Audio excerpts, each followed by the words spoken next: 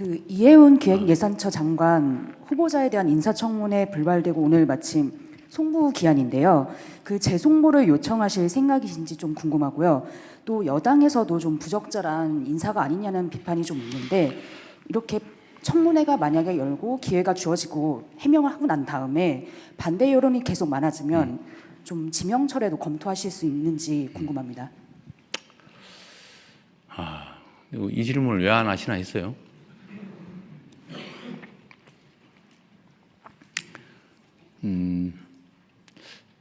참 어렵습니다.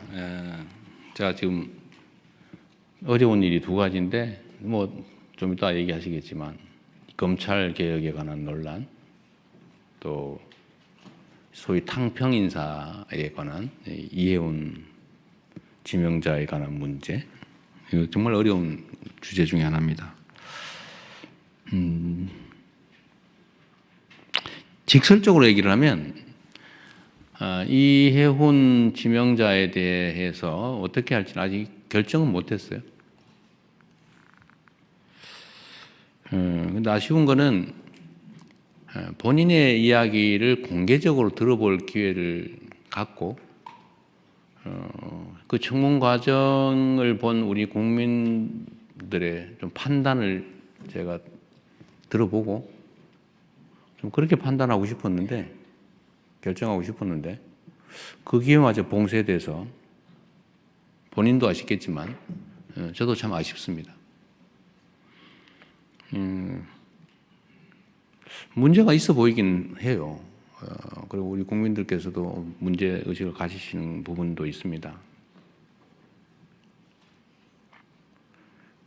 그리고 뭐 저로서도 아쉽기도 하죠. 그러나 그에 대해서 본인의 해명도 또 들어봐야 되는 거 아닌가요?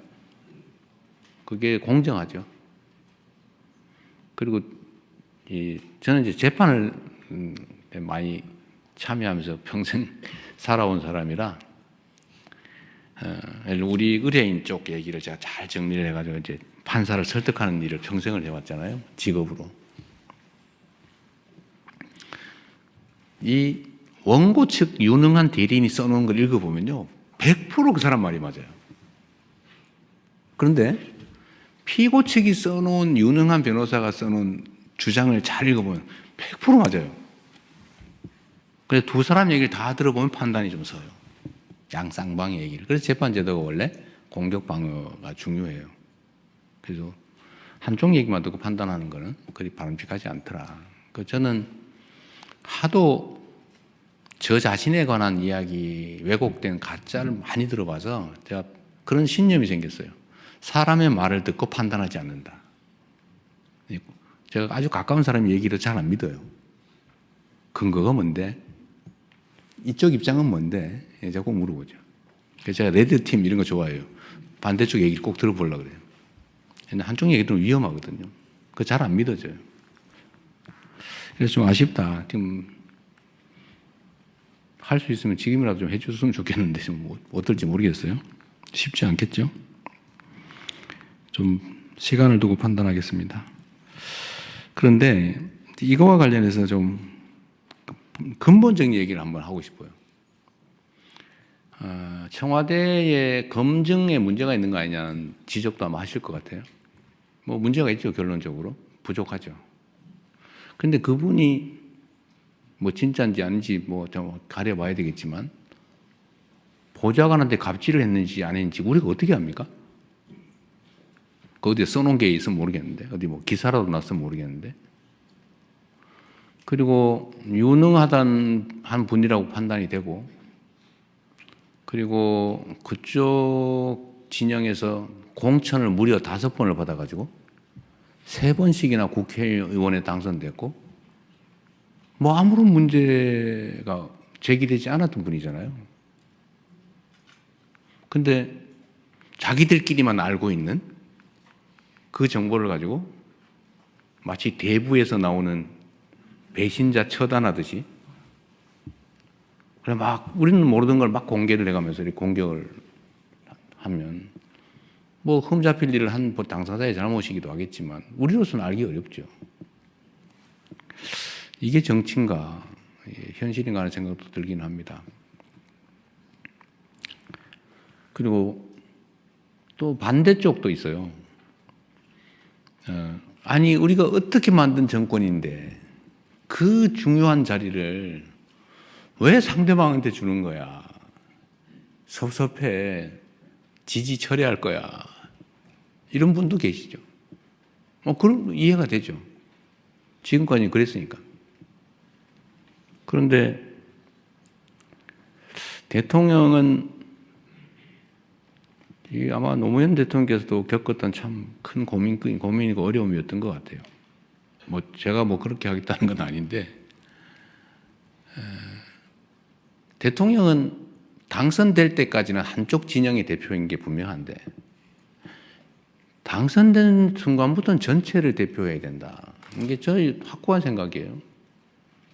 그러나 출신이나, 그러니까 이를 대표하던 진영, 또 그 진영의 가치, 지향, 신념 이런 건 변하지 않죠. 예를 들면 칼 쓰는 민족, 종족하고 활 쓰는 종족이 싸워서 칼 쓰는 종족이 이겼다고 해도 모두가 칼만 써 이렇게 할 수는 없잖아요. 필요하면 활도 쓰고 칼도 쓰고 창도 쓰고 그러는 거죠. 그래서 이 기본을 잃지 않되 모두가 함께 갈 수 있는 길을 최대한 찾아보자. 제가 강요 임명이나 우리 청와대 참모들을 꾸리는데 압도적 다수는 우리의 생각과 가치, 지향을 함께하는 같은 색깔의 같은 진영의 사람이잖아요. 근데 그렇게만 하면 어떡해요? 그래서 이제는 우리가 휘둘리지 않을 정도가 됐으니까 우리가 다른 의견도 좀 반영도 좀 하고, 특히 경제 분야는 소위 보수적 가치가 또 보수적 질서가 또 중요한 측면도 있고, 그래서 우리가 좀 점검을 해가면서 가자. 다양한 사람들의 목소리도 좀 듣자. 그리고 통합이라고 말만 하는데 실제로 좀 기회를 같이 조금이라도 나누어서 함께 하자. 그래서 한번 시도해 본 건데, 이제 물론 소수가 있죠. 다른 장관도 계시고, 다른 위원장도 계시고, 참모들도 있고 하긴 한데, 이번 이혜훈 장관 지명자 문제는 이렇게 극렬하게 저항에 부딪힐 줄은 몰랐습니다. 이 정도일 줄은 몰랐어요. 좀 어렵습니다. 어려운데, 하여튼, 우리 국민 여러분께서도,